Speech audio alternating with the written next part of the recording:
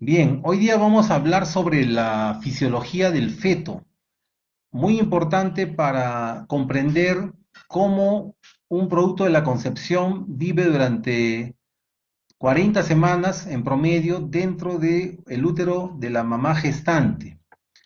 El feto, para poder sobrevivir dentro del útero, depende de la capacidad, de la integridad, de la normalidad de una estructura conocida como placenta.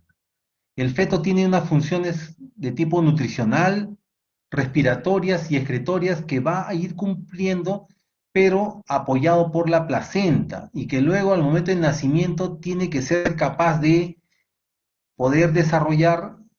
En caso contrario, no va a poder sobrevivir, o en todo caso va a tener morbilidades o complicaciones. El feto, al momento del nacimiento, decíamos que tiene que ser capaz de sustituir estas funciones. Estas funciones que durante la vía intrauterina la placenta pudo desarrollar por él. El primer sistema que es importante, es vital para la vida intrauterina, es el sistema circulatorio fetal. Hay que señalar que la circulación fetal tiene algunas características muy especiales que la diferencian de la circulación en el postnatal. Para comenzar, se basa en circuitos paralelos que tienen comunicaciones centrales. Una de estas comunicaciones centrales es el foramen oval, que se encuentra entre las dos aurículas, aurícula derecha y aurícula izquierda. El otro conducto importante, que es también una comunicación central, es el ductus arterioso. El ductus arterioso, como vamos a ver dentro de un momento, va a comunicar a la arteria pulmonar con la arteria aorta. Entonces estas son dos comunicaciones de tipo central que van a formar parte de la circulación a nivel de la vida fetal. Ahora, también es importante que ustedes recuerden que cada ventrículo tiene un gasto cardíaco distinto, siendo el ventrículo que predomina el ventrículo derecho, es el que predomina en la vida intrauterina. Esto va a ser importante porque el ventrículo derecho va a desarrollar mayor fuerza de presión, y esta fuerza de presión mucho mayor va a ocasionar que los flujos sanguíneos circulen de las cavidades derechas a las cavidades izquierdas. La sangre, cuando tiene más oxígeno, vamos a encontrar que va a requerir pasar por territorios de la circulación fetal. Y además va a transportar, como ya conocemos también, nutrientes, y estos se van a dirigir desde la placenta hasta el feto, llegando a nivel de la pared abdominal a una estructura que se conoce como vena umbilical. Hay shunts. ¿Qué son shunts? Son bypass, son momentos en los cuales la circulación sanguínea sufre unos cambios y conducen sangre oxigenada a la circulación arterial, particularmente al cerebro fetal. Para eso es importante estos shunts o bypass. El ductus venoso es una estructura intrauterina de la vida fetal que también tiene una característica importante. Permite juntar sangre portal y sangre de la vena umbilical. Y por un mecanismo esfinteriano, el ductus venoso es una de las estructuras más importantes reconocidas dentro del sistema circulatorio fetal en la vida intrauterina. El foramen oval, como habíamos mencionado hace un momento, permite una comunicación entre ambas aurículas, y la sangre circula desde la aurícula derecha hasta la aurícula izquierda. La sangre de la vena cava inferior comunica a ambos atrios auriculares a través de shunt o bypass. El ductus arterioso es otra de las estructuras que les mencionaba, importante durante la vida intrauterina, y permite una comunicación entre la arteria pulmonar y el arco aórtico. Ahora, hay que señalar que durante la vida intrauterina, la vida fetal, hay una alta resistencia vascular en el árbol pulmonar. Esta alta resistencia vascular, ¿qué condiciona? Condiciona que no pase demasiado flujo sanguíneo a través de la circulación pulmonar. Y esta resistencia vascular es secundaria a un incremento del tono vasomotor y, y además al hecho de que los pulmones se encuentran colapsados en la vida fetal. Es síntoma total de la resistencia sistémica, lo cual hace que la sangre, a través del ductus arterioso, va a circular hacia la arteria aorta. No va a ingresar a los pulmones mayormente, va a ingresar a la arteria aorta. Ese es el destino que sigue la sangre cuando atraviesa estos territorios. Muy bien. Ahora, también es importante señalar que el gasto cardíaco fetal se va a expresar como el volumen total de salida de ambos ventrículos. Y a este volumen total se le denomina gasto combinado ventricular. El gasto combinado ventricular va a aumentar conforme va creciendo el feto durante su estancia intrauterina, ¿no? Al final de la gestación se dice que podría llegar a ser cerca de 300 centímetros cúbicos por minuto por kilo de peso corporal fetal, es decir, casi cerca de 900 a 1 litro para un feto promedio de 3 kilos de peso al final de la vida intrauterina. Y entonces repasamos en este gráfico parte de lo que significa la circulación fetal. Por un lado tenemos acá la placenta que va a recibir una sangre que va a llegar con alimentos, con oxígeno a partir de la madre gestante y que va a transportarse a través de esta estructura que está pintada de rojo, que se llama la vena umbilical. La vena umbilical va a llegar a desembocar en la vena cava inferior y a su vez está rodeada, miren, por dos estructuras que están coloreadas de un tinte morado. ¿Por qué? Porque intenta significar de que la sangre que circula por estas dos estructuras que rodean a la vena umbilical, que son las arterias umbilicales, es sangre mixta, es decir, sangre que contiene un poco de oxígeno, pero que no es completamente oxigenada o mayormente oxigenada como si lo sería la vena umbilical. Por eso está en un tinte morado. Luego, una vez que desemboca en esta estructura, donde estamos acá señalando que está el ductus venoso, la sangre va a circular hacia las cavidades auriculares, llegando a la aurícula derecha y va a pasar por dos caminos. Un camino atraviesa a través del foramen oval hacia la aurícula izquierda y el otro destino de la sangre es descender hacia el ventrículo derecho y de ahí seguir su camino por la arteria pulmonar. Pero como hemos mencionado hace un momento, la arteria pulmonar tiene a nivel de los pulmones una alta resistencia vascular. Por lo tanto, la sangre no va a ingresar mayormente a los pulmones, sino que va a dirigirse hacia la arteria aorta, hacia el arco aórtico, a través de esa estructura llamada ductus arterioso.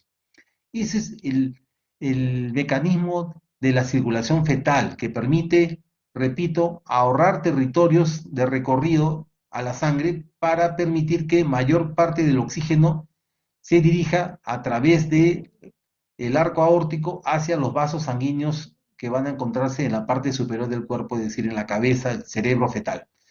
Entonces, importante repasar estos conceptos. Otro concepto que también es importante es tratar de repetir que el gasto combinado ventricular tiene fundamentalmente dos participantes, dos componentes. Uno es el ventrículo derecho y el otro el ventrículo izquierdo. El ventrículo derecho aporta una fuerza de presión, un componente del gasto cerca del 55% y el ventrículo izquierdo el 45% restante. Entonces, vemos pues que la mayor participación del gasto combinado ventricular está en el ventrículo derecho. Muy bien, acá en este otro gráfico ustedes pueden ver la placenta en la parte inferior, una estructura que está saliendo del vascular llamada vena umbilical, rodeada por las arterias umbilicales. Acá está el ombligo, ingresa hacia al abdomen fetal, la vena umbilical, y de pronto termina en esta estructura que es el ductus venoso. Y esta estructura termina desembocando en la vena cava inferior. La vena cava inferior, a su vez, decía, va a llegar la sangre hacia la aurícula derecha. Entonces hace ese recorrido, ¿no? Ahora están con distintas coloraciones porque ya conocen ustedes, existe una sangre más oxigenada, una sangre mixta y una sangre menos oxigenada. Acá vemos la sangre menos oxigenada, es la que está llegando a partir de la vena cava inferior, llega de las porciones inferiores del cuerpo del feto. Sangre menos oxigenada. Muy bien, en este otro gráfico igual tenemos la placenta por acá y vemos acá quizás la llegada, ¿no?, hacia la aurícula derecha, el foramen oval que tiene, miren, tiene esta suerte de conformación estructural en la cual se apertura una lengüeta hacia el lado izquierdo. Y entonces esto funciona por diferencia de presiones y la sangre pasa de la aurícula derecha hacia la aurícula izquierda. Una parte de esta sangre que llegó a la aurícula derecha desciende hacia el ventrículo derecho. Al descender al ventrículo derecho, la sangre asciende por la arteria pulmonar y tiene tres caminos. O se va hacia el pulmón izquierdo, o se va hacia el pulmón derecho, o se va por el ductus arterioso. El ductus arterioso traslada la sangre con oxígeno hacia la arteria aorta, y de la arteria aorta ya sabemos, del arco aórtico nacen los vasos sanguíneos que van al cerebro. Muy bien, ese es un repaso del sistema circulatorio fetal que es muy importante para comprender por qué el feto puede sobrevivir durante 9 meses dentro del útero materno a pesar de mantener presiones bajas de oxígeno, a pesar de mantener presiones de oxígeno dependientes fundamentalmente de la madre gestante. El gasto combinado ventricular se dirige hacia las partes inferiores del cuerpo y de la placenta en un porcentaje aproximado de 65 a 70%. Hacia las porciones superiores del cuerpo, llámese la cabeza, 20 a 25%. A la circulación pulmonar, 7 a 8%. A las arterias coronarias, 3%. Entonces, esta es la distribución del gasto combinado ventricular, que es importante para entender cómo funciona esta circulación en la vida intrauterina. ¿Qué características tiene el sistema circulatorio fetal? En primer lugar, la circulación pulmonar fetal tiene poco flujo sanguíneo y tiene una alta resistencia vascular pulmonar. Este es importante para explicar por qué es que no ingresa mucha sangre hacia los pulmones. La mayor resistencia vascular pulmonar condiciona el menor flujo, haciendo que este flujo se dirija a través del ductus arterioso y pase sangre de la arteria pulmonar hacia la aorta descendente. Así funciona el sistema circulatorio fetal. La placenta, como lo vamos a ver en una clase especial, es una estructura que no solamente tiene una propiedad, tiene varias propiedades, ¿no? Además del intercambio de gases, donde recibe oxígeno de la madre y se lo traslada al feto, además de la excreción de CO2, también la placenta produce hormonas. Es un órgano que tiene funciones hormonales importantes. Y también es importante señalar que la placenta también permite el pasaje de anticuerpos, anticuerpos de la madre hacia el feto, y también permite el pasaje de sustancias, medicamentos, alcohol, nicotina, y importante saber que también va a permitir el pasaje de los microorganismos. Por lo tanto, esto es algo que ustedes tienen que explicar a las pacientes, ¿no? La placenta tiene la barrera placentaria, pero sin embargo puede permitir el pasaje de todos estos elementos y por lo tanto puede afectar la sobrevivencia del feto. Muy bien. La mayor resistencia vascular pulmonar es consecuencia, decíamos, de la hipoxia crónica relativa que existe en este territorio. Y esto es resultado de una presión baja de oxígeno, que puede llegar a cerca de 18 milímetros de mercurio de la sangre que ingresa al pulmón. Eso explica una mayor resistencia vascular pulmonar. Entonces, ¿qué pasa en el sistema circulatorio fetal? Se produce una vasoconstricción, es decir, un cierre, ¿no?, de los vasos pulmonares y a su vez un incremento de la musculatura lisa en la capa media de los capilares arteriales pulmonares. Entonces, esto produce vasoconstricción. Sin embargo, es importante señalar que a medida que el embarazo progresa, es decir, a medida que aumenta la edad gestacional, la resistencia vascular pulmonar disminuye y el flujo sanguíneo aumenta en este territorio.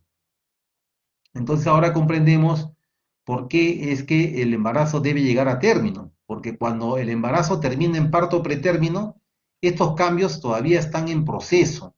Al estar en proceso, ¿qué ocurre? Tenemos los trastornos respiratorios, ¿no? Que presenta el pretérmino, sin dejar de lado algo que vamos a ver dentro de un momento, que es la enfermedad de la membrana hialina, que se debe a otro proceso fisiológico, que es debido a la disminución, falta o ausencia de surfactante. Lo vamos a ver más adelante. Muy bien. Ahora, con respecto a otro de los elementos importantes de la fisiología, tomemos en cuenta la sangre fetal. ¿Qué pasa con la sangre fetal?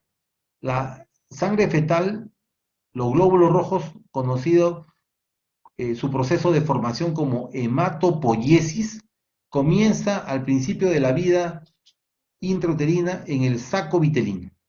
Luego, esta producción de glóbulos rojos va a ser tomada en posta por el hígado y finalmente se va a lograr en la médula ósea. Entonces es un proceso en el cual hay un comienzo, un punto intermedio y finalmente la médula ósea como hasta los días del postnatal. En algunos casos, por ejemplo, se ha visto que el hígado puede llegar, en casos de anemia fetal, puede llegar a volver a producir una buena cantidad de glóbulos rojos en lo que se llama la hematopoiesis extramedular. Bien, otro aspecto que es importante es que los primeros glóbulos rojos que se producen en el feto son nucleados y luego, a medida que aumenta, desarrolla la edad gestacional, aumenta el número de glóbulos rojos sin núcleo, es decir, se convierte en glóbulos rojos anucleados. Muy bien, en esta lámina vemos la cronología del desarrollo de la hematopoiesis normal. Primeros 2 meses, vesícula umbilical. Luego empieza la curva de producción de los glóbulos rojos a nivel del hígado. Y luego, durante la vida intrauterina, en cuarto mes aproximadamente, empiezan a caer estos glóbulos rojos producidos a nivel hepático. ¿Por qué? Porque son reemplazados por los glóbulos rojos que se producen en la médula ósea. Y empieza casi cerca del cuarto mes y luego se mantiene constante durante toda la vida, incluso en el postnatal. Muy bien. La sangre fetal de un feto que está con un embarazo a término tiene una concentración de hemoglobina mucho mayor que la del adulto. Ustedes cuando estén en neonatología y hay un nacimiento de un bebito, van a darse cuenta que le toman examen de laboratorio, ¿no? Básicamente grupo sanguíneo, RH, y luego también está la hemoglobina. Y cuando van a ver el hematocrito de ese recién nacido, vamos a encontrar 54%, 56%, es decir, hay una hemoglobina bien alta. ¿Ya? Entonces es importante saberlo. El recuento de reticulocitos disminuye progresivamente, desde un nivel muy alto al principio hasta llegar a cerca de 5% en el feto a término. Ahora, ¿qué función cumple la hemoglobina? Ya sabemos, ya eso lo conocen ustedes por fisiología. La función de la hemoglobina es quedarse con el oxígeno, atrapar a las moléculas de oxígeno, permitiendo a los glóbulos rojos recoger este oxígeno de la placenta, ¿no? A donde ha llegado por aporte materno y entregarlo a nivel de los tejidos del feto. Esta función se evidencia, como ya conocemos, en la curva de disociación del oxígeno. La curva de disociación del oxígeno de los glóbulos rojos fetales, que son ricos en una hemoglobina especial que se llama hemoglobina F, se sitúa a la izquierda de la correspondiente a la curva que hacen los glóbulos rojos del adulto ya, ¿no? Entonces, estos glóbulos rojos adultos tienen mayormente hemoglobina A. De la 12ª a la 34ª semana de embarazo, la hemoglobina F constituye cerca al 90-95% de toda la hemoglobina total. Luego, conforme avanza la gestación, disminuye a una velocidad de 3 a 4% por semana hasta llegar a la semana 40. Entonces, acá vemos la curva de disociación, ¿no? Siempre la Hemoglobina fetal en relación con la hemoglobina materna. Mayor afinidad por el oxígeno, ¿quién tiene? La hemoglobina fetal. Al nacer, la hemoglobina fetal es de aproximadamente 75% y la hemoglobina del adulto es 25%. La hemoglobina fetal, mucho ojo, se une con mayor tenacidad al oxígeno.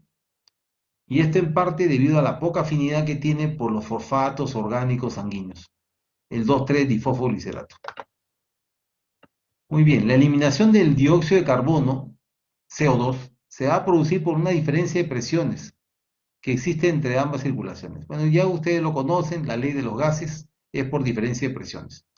La presión parcial de CO2 en la sangre fetal es aproximadamente 48 milímetros de mercurio, mientras que en sangre materna oscila entre 40 y 45 milímetros de mercurio. Por lo tanto, siendo mayor la presión parcial de CO2 en el feto, en su sangre, va a pasar del lado fetal hacia el lado materno, porque el lado materno es mucho menor. Entonces es importante para poder realizar, ¿no? Esta difusión pasiva de los gases. Existe esta pequeña gradiente de presión de cerca de 3 a 8 milímetros de mercurio que es suficiente para permitir el intercambio gaseoso. Además, es importante señalar que el dióxido de carbono, el CO2, tiene una capacidad de difusión que puede llegar a ser 20 veces mayor que la del oxígeno. Esto es importante, ¿no? Entonces el CO2 tiene mayor difusión que el oxígeno, escapa más fácilmente. Muy bien, y ahora pasamos a repasar cuáles vienen los cambios circulatorios al momento del nacimiento. Hay dos eventos importantes que producen cambios en la circulación fetal. Uno es el final de la circulación umbilico-placentaria, que está determinada por el cordón umbilical, y el otro es el inicio de la adecuada circulación pulmonar, que está determinado por la expansión pulmonar. Entonces, cuando ustedes ven un parto, van a darse cuenta que lo primero que se produce es la expansión pulmonar, porque luego viene el llanto. Es más, ahora con la estrategia de pinzaje o clampaje tardío, tenemos que se espera hasta menos de 3 minutos para poder hacer la sección del cordón umbilical. Entonces, primero hay una adecuada expansión pulmonar, por lo tanto ingresa oxígeno. ¿A dónde? Al árbol respiratorio. Al ingresar oxígeno se van a completar o terminar de completar los cambios debido a la hipoxia que había. ¿Se acuerdan? En un momento determinado, ahora ya no hay hipoxia, ahora hay mayor oxigenación. Entonces hay una reversibilidad del funcionamiento del sistema circulatorio pulmonar. Muy bien, hacia un lado vemos, ¿no?, cómo se encuentra, ¿no?, la circulación fetal, ¿no?, la circulación fetal, que está la placenta, y hacia el otro lado, cómo funciona la circulación del adulto, que ya ustedes conocen muy bien, pues ya conocen eso perfectamente. Muy bien, se producen los siguientes procesos al nacimiento. Primero hay una disminución de la resistencia vascular pulmonar. Entonces, ¿qué implica esto? Implica que va a haber una expansión de los pulmones, ¿no? Va a haber una dilatación arterial. Al haber dilatación arterial, hay aumento de la presión parcial de oxígeno y como consecuencia disminuye también la presión parcial de CO2. Al aumentar el oxígeno, aumenta el pH. Luego también hay otro cambio, hay una regresión gradual de la hipertrofia muscular de los vasos pulmonares. Hay una disminución de la presión arterial pulmonar, es decir, ese estado de hipertensión pulmonar en la cual vivía el feto tiende a ir disminuyendo progresivamente y aumenta el flujo sanguíneo pulmonar. Esto es importante porque ya la sangre va a ingresar a los pulmones una vez que se ha producido el nacimiento. ¿Para qué? Para producir el mecanismo fisiológico que conocemos, ¿no?, en el postnatal. Por lo tanto, ahora la que aumenta ya no es, la que está aumentada ya no es la resistencia vascular pulmonar, sino la que está aumentada es la resistencia vascular sistémica. Es la que predomina, ¿no?, a partir del nacimiento. Hay cambios en el ducto arterioso. Los cambios en el ducto arterioso se van a producir en la secuencia de horas. Por eso es que es muy importante, cuando ustedes están frente a un neonato, es importante vigilar las primeras horas de vida, porque se van a producir los trastornos de adaptación.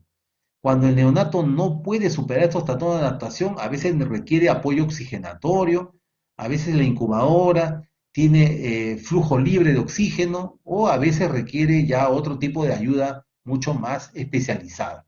Pero en términos generales, en la primera hora de vida, el flujo de derecho que predominaba cuando era feto, ahora que es neonato, ya empieza a hacerse primero bidireccional y luego, entre la primera y la duodécima hora, el flujo de sangre ya se invierte. Ahora es de izquierda a derecha.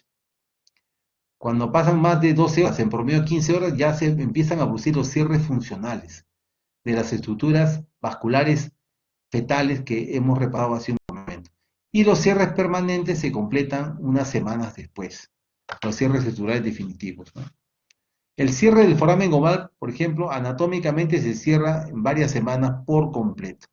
Hay una interrupción del retorno venoso umbilical, por lo tanto, disminuye también el flujo por el ductus venoso y se cierra en 3 a 7 días en promedio, quedando para el resto de su vida como ligamento venoso.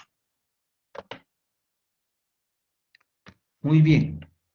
Entonces repasamos cuáles son las causas de la adaptación circulatoria en el momento del nacimiento. En primer lugar, hay una separación de la placenta. Ya lo conocemos, ¿no? Empieza con el clampaje o pinzamiento del cordón umbilical. Y luego también señalar que hay una expansión pulmonar que se debe a la toma de oxígeno por la vía respiratoria por el neonato. Entonces, cuando se separa la placenta, hay un aumento de la resistencia vascular periférica, es decir, la resistencia vascular sistémica. Hay una reversión del flujo sanguíneo a nivel del ductus arterioso. Hay aumento de presión en el ventrículo izquierdo, aumento de presión en la aurícula izquierda, por lo tanto las cavidades izquierdas cardíacas predominan. Hay un cierre gradual del foramen oval.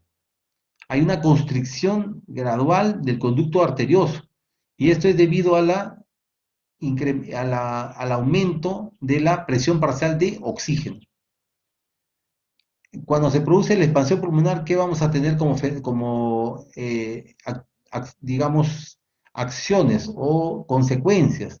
Se produce una expansión del lecho vascular pulmonar, con lo cual, si entra más oxígeno, vamos a tener aumento de la presión parcial de oxígeno y, consiguientemente, disminución de la presión parcial de CO2. Hay una disminución de la resistencia vascular pulmonar. Hay un aumento del flujo sanguíneo pulmonar. Hay una disminución de la presión en la arteria pulmonar, es decir, disminuye la hipertensión pulmonar. Y en este cuadrito es importante porque nos permite repasar qué pasa con esas estructuras vasculares que teníamos en la vida intrauterina, cuando era feto. Ahora, cuando es neonato, va a ir cambiando, ¿no?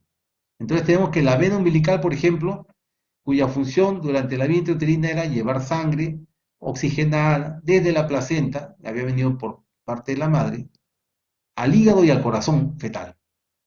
En la vida postnatal, es decir, después del nacimiento, se oblitera y se convierte en el ligamento redondo del hígado, es decir, deja de funcionar. El ductus venoso, cuya función era llevar sangre oxigenada de la vena umbilical a la vena cava inferior, al momento del nacimiento, en la vida postnatal, este ductus venoso también se oblitera y se convierte en el ligamento venoso. La vena cava inferior, cuya función era llevar sangre oxigenada, ¿se acuerdan? De la vena umbilical y del ductus venoso y la sangre mixta que procede del cuerpo y del hígado, en la vida postnatal ya solo transporta sangre desoxigenada procedente del resto del cuerpo del neonato. El agujero oval, que comunicaba aurícula derecha con la aurícula izquierda, se cierra funcionalmente a los 3 meses. Las arterias pulmonares, que llevaban sangre mixta hacia los pulmones, ahora llevan sangre desoxigenada hacia los pulmones. El ductus arterioso, que derivaba sangre mixta de la arteria pulmonar hacia la arteria aorta, ahora se ocluye a los 4 meses y se convierte en el ligamento arterioso. La arteria aorta, que recibía sangre mixta del corazón y de la arteria pulmonar, en la etapa del neonato ya transporta la sangre oxigenada que sale del ventrículo izquierdo. después de haber pasado, ya sabemos, por el pulmón, ¿no? Esa es la vida postnatal. Las arterias umbilicales, que llevaban sangre oxigenada y desoxigenada, es decir, sangre mixta a la placenta, en la vida postnatal se obliteran y se convierten en los ligamentos vesicales de la pared abdominal anterior del neonato. Entonces vemos cómo cada una de las estructuras va sufriendo cambios, y estos cambios son importantes porque los neonatos tienen que realizar estos cambios en forma secuencial, en forma progresiva, porque de no hacerlo van a presentar lo que se conoce como trastornos de adaptación. Muy bien. El otro sistema que es importante repasar es el sistema respiratorio fetal. ¿Qué pasa con el sistema respiratorio fetal? A nivel fetal, el órgano de intercambio gaseoso respiratorio no es el pulmón, ya lo conocemos, es la placenta. Pero hay eventos que tienen que permitir la maduración de este sistema respiratorio fetal y que deben ser completados. En primer lugar, un desarrollo estructural de los pulmones, es decir, tienen que formarse los grandes bronquios, los alveolos, ¿no? Ese es un desarrollo estructural que va creciendo según el avance de la edad gestacional. En segundo lugar, la maduración del sistema de surfactante, que es producido por los neumocistos de tipo 2, que también va a ser importante para permitir que los alveolos se expandan. Cuando el sistema de surfactante no ha madurado o no hay sistema de surfactante, los alveolos colapsan. Al colapsar, prácticamente se produce una ausencia de llegada de aire oxigenado, oxígeno hacia los capilares pulmonares y por lo tanto el neonato entra en un proceso de hipoxia y asfixia. Y también es importante la maduración del sistema neuromuscular que controla el proceso de respiración. Es decir, miren, son tres aspectos importantísimos para poder decir que unos pulmones fetales van a funcionar cuando el feto deje de ser feto y se convierta en neonato. Yo le puedo citar algunos ejemplos en los cuales falla uno de estos tres sistemas o uno de estos tres desarrollos o estos tres procesos de maduración. Por ejemplo, ¿qué pasaría si tenemos un feto pretérmino extremo? Entonces usted mira, profesor, pero todavía no hubo tiempo de producir surfactante, recién se estaba produciendo un poquito, pero no hay desarrollo en los pulmones. Es lo que se conoce como hipoplasia pulmonar. Entonces se va a producir el nacimiento y ¿qué va a ocurrir? Por hipoplasia pulmonar no va a poder sobrevivir el neonato. ¿Ya? Ese es por ausencia de desarrollo estructural. Luego, ¿qué pasa cuando no ha madurado o no se ha desarrollado el sistema de surfactante? Se produce algo que se conoce como la enfermedad de la membrana hialina. ¿Qué consiste?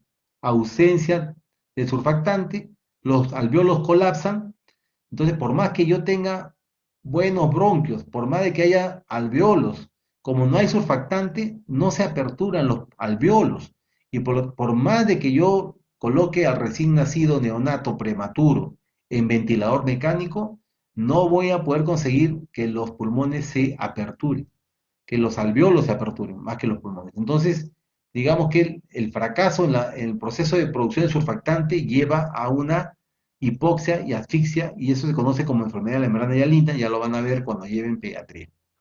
Muy bien, y el otro ejemplo es, ¿qué pasaría? Y eso es, el ejemplo anterior era frente a un feto pretérmino, que no haya recibido la maduración pulmonar.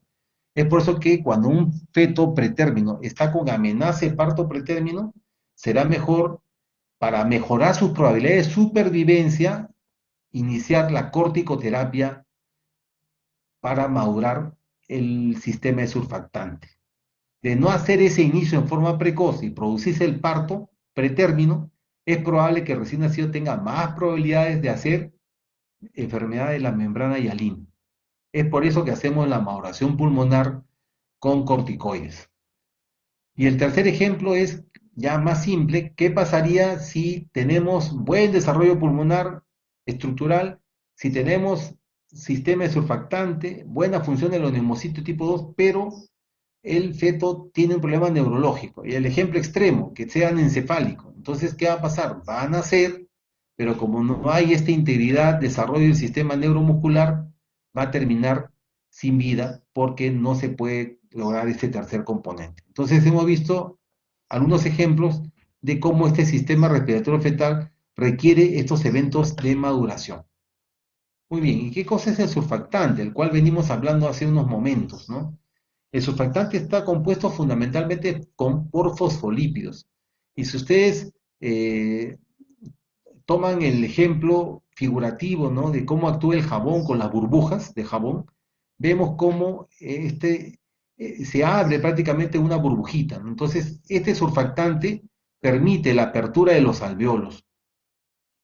Por lo tanto, al permitir la apertura del alveolo, permite que ingrese el aire inspirado que contiene oxígeno, y este oxígeno pueda ser transferido del alveolo hacia el capilar, y de esa manera llegar, ¿no?, a la sangre del neonato. La modulación funcional pulmonar va a depender de la producción del surfactante. Es un proceso lento, progresivo, que se inicia aproximadamente a las 24 semanas y que puede durar unas 10 semanas y que no se alcanza completamente hasta las 34 semanas. Es por eso que en todos los fetos pretérmino menores de 34 semanas, de todas maneras hay que estimular la maduración funcional para producción de surfactante con corticoides, con suministro o administración de corticoides prenatales. Es muy importante este conocimiento. Muy bien, el cortisol, ya lo conocen ustedes, es producido por las glándulas suprarrenales, es de importancia para la maduración y la producción del surfactante. Los glucocorticoides fetales intervienen en la maduración y diferenciación de estos neumocistos de tipo 2, por lo que su administración exógena, como les está refiriendo, es una posibilidad terapéutica para prevenir la llamada enfermedad de la membrana hialina en los prematuros, que puede llegar a provocar morbilidad grave e incluso mortalidad neonatal en aquellos fetos prematuros que no recibieron esta corticoterapia estando dentro del útero con amenaza de parto preterno y luego trabajo de parto preterno. Muy bien, el feto también es bueno repasar, realiza movimientos respiratorios intrauterinos, desde la semana 11 inclusive, que le sirven para ejercitar su musculatura respiratoria, a la vez que facilitan el flujo de líquido pulmonar, y está sintetizado este líquido pulmonar está sintetizado en el epitelio bronquiolo alveolar, y que es esencial para el normal desarrollo del pulmón. Estos movimientos respiratorios se pueden ver, si ustedes tienen la posibilidad más adelante, ¿no?, cuando termine la contingencia que vivimos, de participar en una ecografía de un feto, ¿no?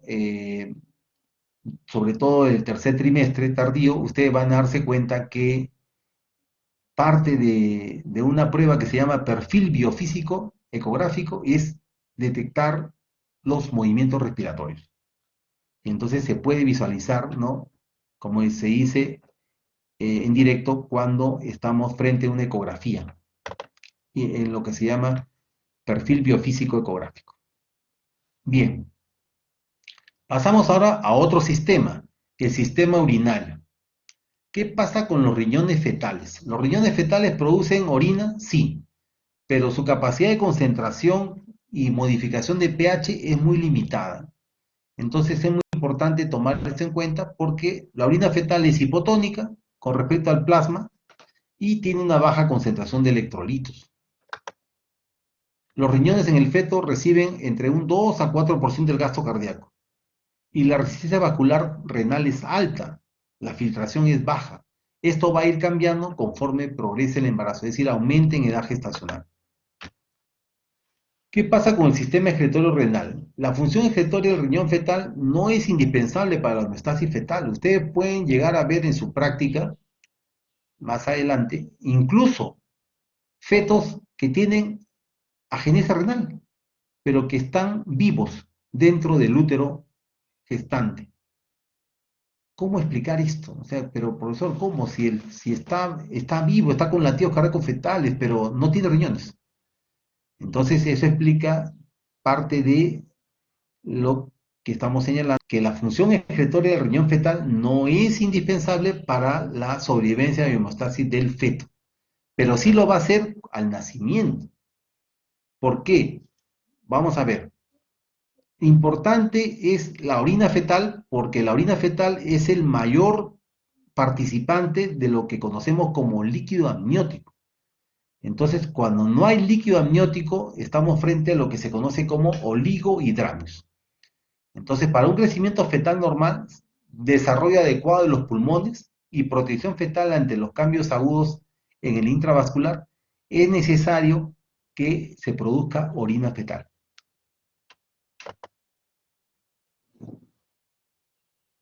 La producción de orina se inicia después de la semana 11 y en la semana 14 el asa de Henle ya es funcional y se inicia ya parte de lo que se va a conocer más adelante como reabsorción tubular. Sin embargo, la filtración glomerular se inicia entre la novena y 12ª semana de gestación y aumenta progresivamente en paralelo al aumento del peso corporal. Existe una tasa baja de filtración glomerular, como resultado de una resistencia vascular elevada y un flujo vascular renal disminuido. El riñón, repito, no sirve para poder hacer el proceso de excreción de la creatinina, de la urea, ¿no? Esto lo hace el feto a través de la placenta, es decir, lo excreta a la circulación materna a través del flujo placentario. Muy bien. Otro de los sistemas que es importante que ustedes repasen es el sistema gastrointestinal fetal. Este sistema gastrointestinal fetal se inicia su proceso de funcionamiento entre las 10 a 12 semanas, coincidiendo con la capacidad del intestino delgado de presentar peristaltismo y transporte activo de glucosa. ¿Ya? Mucho se hace en ese proceso. Gran parte del agua en el líquido deglutido se absorbe y el material no deglutido se impulsa. Es decir, el agua es el líquido amniótico, el feto deglute el líquido amniótico. Va a haber ustedes un momento en el cual también por ecografía van a ver cómo el estómago del feto está lleno. Pasan unos minutos posteriormente, el estómago está vacío o está medio lleno. Entonces, porque lo va deglutiendo y lo absorbe ese líquido. El material no deglutido que vienen a hacer ¿qué cosa? Vienen a hacer lanugo, vienen a hacer células de repente muertas. Ese material se va impulsando a través del intestino. El vaciamiento gástrico es estimulado principalmente por el volumen y a su vez este líquido estimula el crecimiento y desarrollo del tracto intestinal. Es importante el líquido dentro de esto. Entonces vamos a repasar otro componente que también es conocido en la vida intrauterina, que es el meconio. ¿Qué cosa es el meconio? El meconio es el componente que está presente en el intestino fetal y que es de un color verde oscuro, verde petróleo le llaman algunos, ¿no? Y que prácticamente se puede producir su expulsión en el momento del parto, en el momento que está en trabajo de parto la paciente. Entonces, hay que verlo, ¿no? De esa manera. Está compuesto por pigmentos de bilirrubina y consta de varios productos de secreción, glicerofosfolípidos del pulmón, lanugo fetal, células fetales descamadas, restos de cabello, etc. Todo eso forma parte del meconio, que es, repito, un color verde petróleo. Muchos neonatos al nacimiento expulsan este meconio. También es importante que lo hagan, porque de esa manera nos permite señalar que el sistema intestinal está permeable, ¿no? Hay casos, por ejemplo, muy poco frecuentes, felizmente, de ano imperforado, en el cual podría ser que no encontremos meconio porque el ano está imperforado. Muy bien, el meconio normalmente se expulsa tras el nacimiento, salvo en ocasiones en que el feto puede defecar dentro del útero. Y esto está vinculado a situaciones de hipoxia fetal. ¿Sí? Cuando hay hipoxia fetal puede haber expulsión del líquido, perdón, del meconio del feto hacia la cavidad coreamniótica, entonces hace una suerte de cambio en la coloración del líquido, que regularmente o normalmente es claro y pasa a ser verdoso o verde fluido o verde espeso, dependiendo de la cantidad de meconio expulsado y también del tiempo, ¿no? Pero es importante señalar que no todos los líquidos meconiales indican siempre situaciones patológicas. Por ejemplo, si estamos frente a la atención de un parto podálico, ustedes se van a dar cuenta que el feto que viene en podálica, al momento del nacimiento puede expulsar un poco de meconio, ¿no? Cuando ya se produjo la expulsión de las miembros inferiores y parte de la pelvis fetal y también parte del abdomen fetal. Muy bien. ¿Qué comentario podemos hacer del hígado fetal? El hígado fetal produce unas enzimas que ya conocemos, aumentan de acuerdo al progreso de la edad gestacional. Debido a que la vida media de los glóbulos rojos es breve, se produce también relativamente más bilirrubina, que se transfiere a la circulación materna por la placenta. Si no se queda con la bilirrubina, sino que la pasa por la placenta. El hígado fetal conjuga solo un pequeño porcentaje de estos compuestos y secreta el intestino y por último se oxida a biliverdina. El glucógeno se encuentra en bajas concentraciones, pero conforme avanza la edad gestacional, aumenta. Incluso en fetos a término, que son, digamos, de un peso mayor a lo esperado, podemos tener gran cantidad de este compuesto, ¿no? De glucógeno almacenado en el hígado fetal, ¿no? Y esto puede llevar a que aumente la cintura abdominal, en fin, ¿no? Mayor peso fetal. La glándula tiroides funciona a partir del primer trimestre, donde empieza a sintetizar las hormonas tiroideas.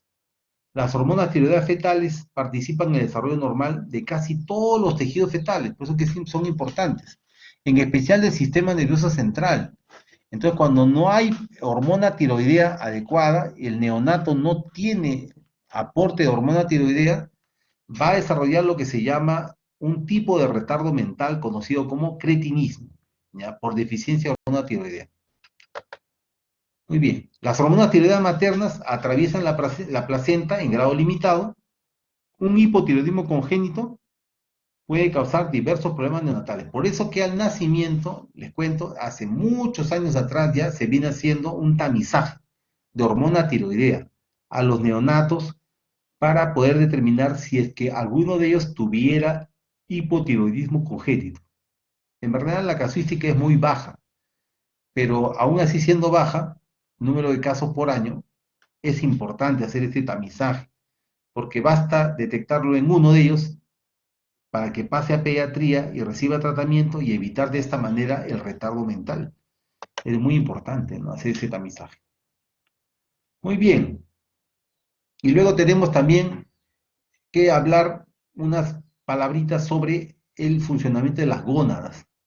Las gónadas en el feto masculino, conocidas ya sabemos como testículos fetales, producen una molécula proteinácea llamada sustancia inhibidora de los conductos de Müller. Por lo tanto, esta sustancia va a impedir el desarrollo morfológico o la expresión de los conductos de Müller, ¿no? Impide el desarrollo de úteros, de trompa de falopio y porción superior de la vagina. Esa sustancia proteinácea. El testículo fetal secreta una hormona que es la testosterona, que es la que actúa pues en el proceso de virilización de los genitales externos e internos del feto masculino. Es importante señalar eso. Muy bien, hasta aquí hemos llegado con este tema de la fisiología fetal. Quedo atento a sus comentarios y yo...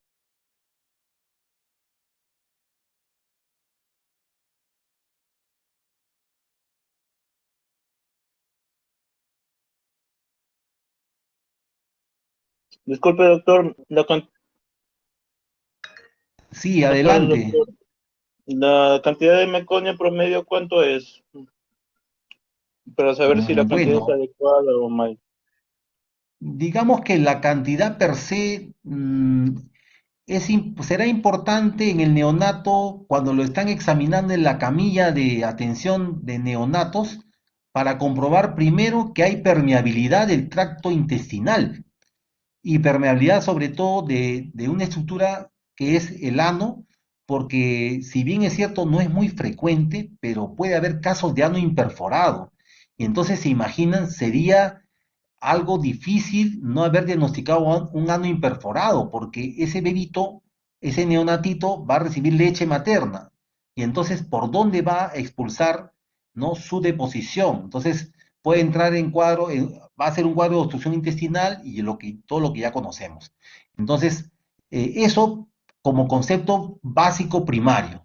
Ahora, los neonatos en general van a expulsar una cantidad variable de meconio en el transcurso de las horas posteriores al nacimiento. En la vida intrauterina sí va a ser importante pesquisar algunos casos de expulsión de líquido amniótico, por ejemplo, en aquellos fetos que están asociados a problemas en el bienestar fetal, porque en algún caso podría, repito, estar asociado a casos de hipoxia, donde también el volumen no necesariamente va a ser cuantificado, pero sí puede haber riesgos. Y sobre todo hay una situación clínica que sí es importante que ustedes lo tomen en cuenta, que es el SALAM. El SALAM, SALAM, es el síndrome de aspiración de líquido amniótico meconial, que es una condición delicada. ¿Qué ocurre? A veces se puede producir el parto de un bebito, ¿no?, en un establecimiento de salud y de pronto nace con Apgar 9, pero se aspiró de meconio.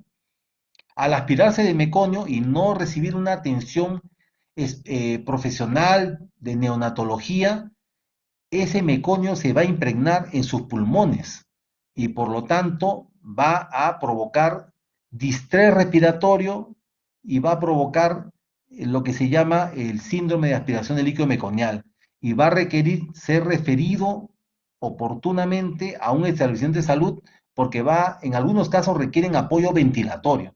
Entonces, a la pregunta de qué cantidad produce, básicamente la respuesta es variable, pero lo más importante es detectarlo cuando sea neonato y tratar de pesquisarlo a tiempo cuando esté intrauterinamente para evitar este síndrome de aspiración de líquido meconial. No sé si con eso se alivia un poco la pregunta. Sí, doctor, muchas gracias.